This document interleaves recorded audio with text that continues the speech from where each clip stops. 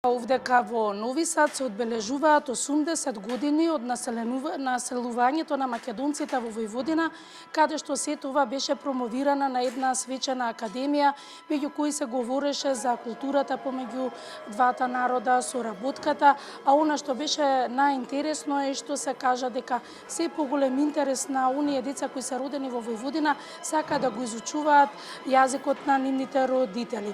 Така да она што е првично е дека во 11 училишта се изучува македонскиот јазик, а се вклучени 350 деца. Овдека на свечената академија обраќање имаше председателот на владата Христијан Мицкоски, председателот на владата на Србија Ѓуро Мацут, како и председателката на покраинската влада на Војводина Маја Гојковиќ.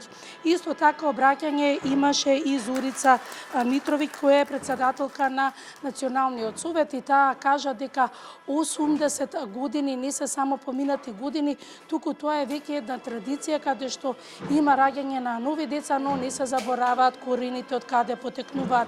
Исто така и српскиот председател на владата и македонскиот споменаа дека најважно е да има голема соработка како што е помеѓу економијата, но и образованието. Исто така и српскиот председател на владата Мацут кажа дека секогаш македонските права овдека како малцинство ќе бидат исполнети, додека премиерот Мицкоски кажа дека ова е навистина добар пример за премиерот како треба да има една соработка помеѓу две држави, но и дека се уште постои пример каде што одредени држави не ги признаваат малцинствата во нивните земји, а тие држави не може да се каже дека се од големите европски земји со нивните политики. Да ги слушнеме тука изјавите на двајцата председатели на владата на Македонија и Србија. Балканот памети поинакви приказни од оваа тука. На држави кои не признаваат малцинства и во 21. век делови од народи кои се борат за човечки правдини. Таквите примери говорат за тоа дека не сите се дораснати без оглед на епитетите, членствата во организации или големината на државите. И можеби токму оваквите човечки приказни се наоѓа вистинскиот одговор на сите поедноставени представи за Балканот.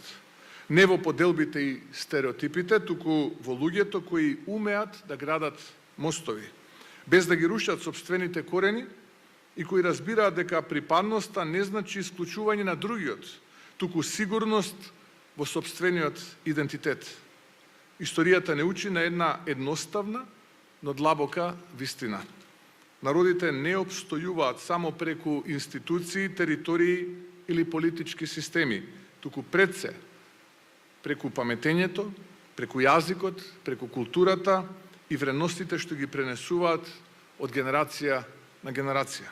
Секој од нас има некој во Македонија и секој од Македонија има некого во Србија.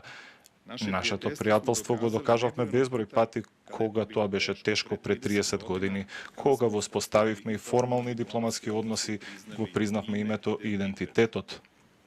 Можевме да се потпреме едни на други кога пандемијата на COVID осветли всушност кои се вистинските пријатели